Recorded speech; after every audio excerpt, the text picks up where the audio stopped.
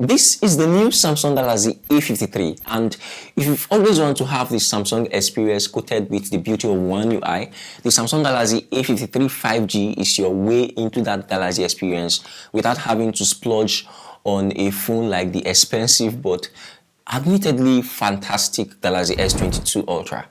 The A53 5G smartphone costs $450 US, which is great value, even more affordable than the A52 5G from 2021. The Samsung Galaxy A53 5G checks all the important boxes, including 5G.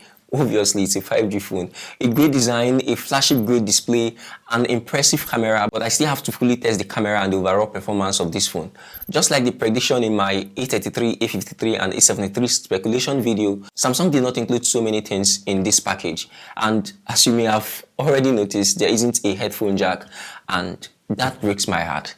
The link to that video is in the description. This mid-range phone has the potential to be Samsung's most popular smartphone in 2022 because it will bring a glimpse of Samsung's flagship mobile experience to a lot of people who can't afford the S22 Ultra. But is this the device to be excited about in 2022? What's up guys, it's Victor here again. I make videos about tech products. I also share tips and tricks along the way on this channel to help you use your device and tech more efficiently.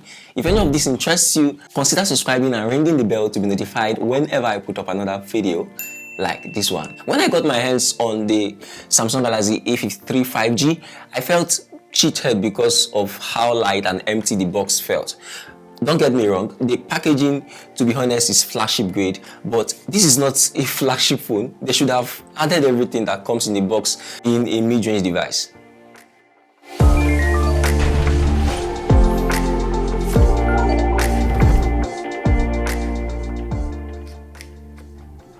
In the box, we only get the essentials, just the phone, a USB-C to USB-C cable, a quick start guide, and finally a SIM remover to Really, Samsung?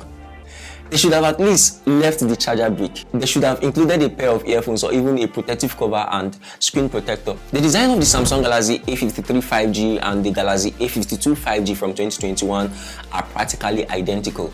That isn't necessarily a bad thing because the design is great. Why fix something that isn't broken, right?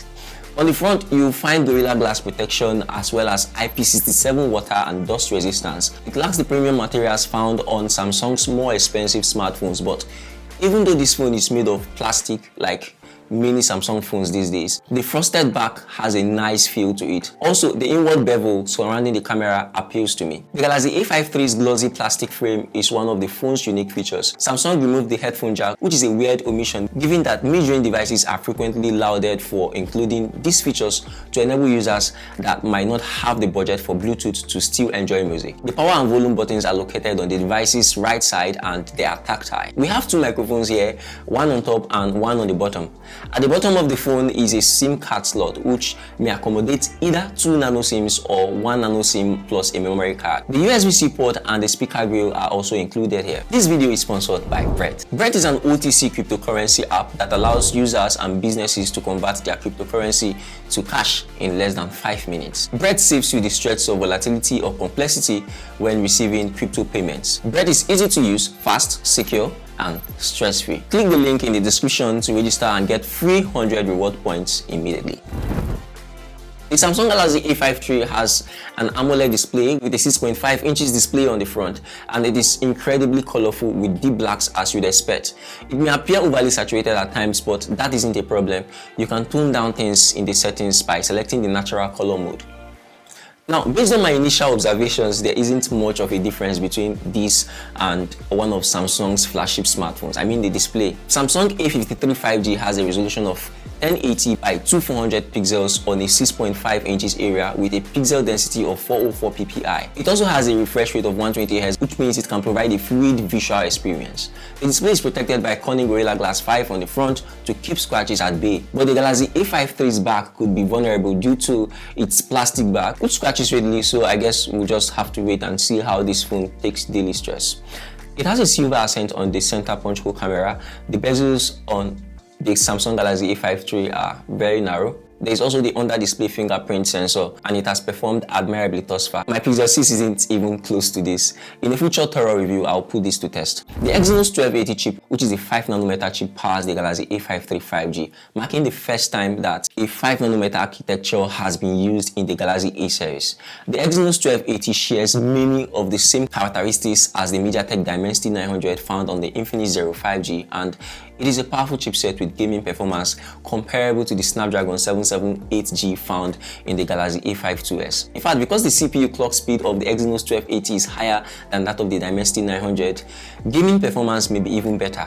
In terms of performance, my first impression of this guy is fantastic. The Exynos 1280 is extremely energy efficient, which leads to excellent battery life. Samsung claims that the 5000 mAh battery will last you 2 days on this device. I can verify that this is correct. I was able to use these gadgets as a mobile hotspot to power 5 other devices for a day without overheating. The Exynos 1280 comes with 6 gigs of RAM, but you can use up to an additional 6 gigs of virtual RAM by allocating a portion of the storage as virtual RAM. There is 128 gigs of internal storage here. There may be other options I don't know, and despite the lack of a headphone jack, this phone still supports a micro SD card up to 1TB, which is a major benefit of choosing a mid-range phone these days. The phone runs on Android 12 with Samsung's One UI 4 on top, with 4 years of OS updates and 5 years of security patches promised. Incredible. The Samsung A53 5G has a quad camera setup on the back.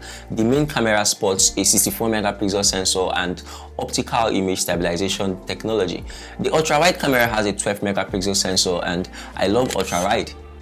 A depth sensor and a macro lens are also included. These are few pictures I took and they look great. The left image is from the A53 5G, whereas the right image is from the Google Pixel 6. Impressive to say the least. I'll be thoroughly testing the cameras, so stay tuned for a more detailed review.